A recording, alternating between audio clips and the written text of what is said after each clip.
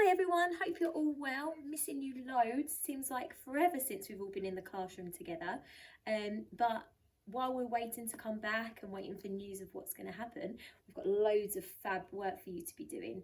The maths, particularly next week, is really thinking about pulling all together everything that we've learnt previously to solve a range of problems and thinking about the mathematical processes that we're using to help us do that. We've done a few problem solving lessons before and really pulling apart why we do things, when we do things, and the order in which we do things, and really thinking about the order that we do things in, particularly today. So I'll introduce Monday's lesson, but really the strategies that we're looking at could apply to any problem from this week. So when problem solving, we need to really think about what is being asked and which operations to use. And it's really handy if you think, have I learned a trick or formula in class before to deal with this? We learned lots of little cool strategies, didn't we, before we broke up? So you might find some of those useful. We also need to think about working systematically, and that word there means following a system, following a pattern, not just picking ideas at random, but following a pattern, choosing the same entry point, for example, and going around in that way, and that makes sure that we get every possible answer that you could possibly get for that problem. And we also need to think about maybe presenting results in a clear format, following the pattern that we looked at before, and really displaying our results in a nice way. So if we look at Monday's lesson, we are looking at the investigation, looking at corner to corner. So 3 squares can be joined corner to corner like this. So this one goes diagonally across. Or like this, where they're joined one above, one below, and one above again. And then we box them in. So we draw a box around them, there and there. And then we look at the area that each of those covers. So here we have an area of 9 squares, and here we have an area of 6 squares. Now, I could, if I wanted to, count 1, 2, 3, 4, 5, 6. And I could count, and I can draw those invisible lines and count 1, 2, 3, 4, 5, 6, 7, 8, 9.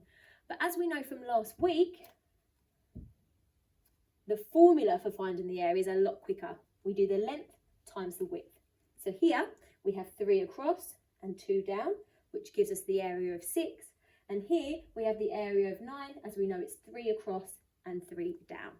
So that would help us find the area a lot quicker. So we're going to try and apply that to what we're learning today. So going back to the original investigation, corner to corner, we've got 3 squares and we've got 3 squares. We're asking you, however, to look at using 4 squares and thinking about how many different ways we can arrange them to find different areas. So what I've done to help me is I've come up with my 4 squares and I have put a letter on each of them. So I've got A, B, C and D. That way I know that I can work systematically. I can keep A and B and C the same and just move D. And then I could keep A and B the same and just move C and D. And then I could keep A the same and move B, C and D. And that way I know that I'm following a pattern. So to start with, I'm going to arrange them on the flip chart like this. And I'm going to go 1, 2, 3, and I'm going to go 4.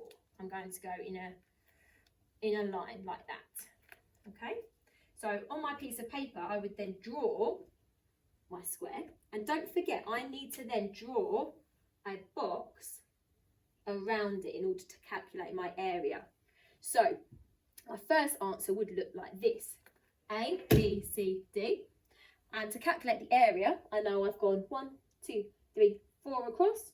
I know I've gone 2 down. So the area of that first block, that first square, would be 8 centimetres squared. Now, in order to work systematically, I want to try and keep A, B and C in the same place. So I follow that pattern. So I only have to move D. So I have to think, where else could I put D so that they're connected by corners? I'm going to move it up there. different to the first one, and the same rule applies, they're connected by corners. So this time, that is my new area, and I've drawn a box around it.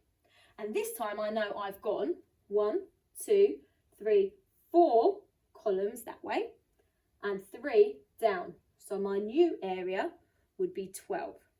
I'm going to do one more before you can then do the rest on your own at home.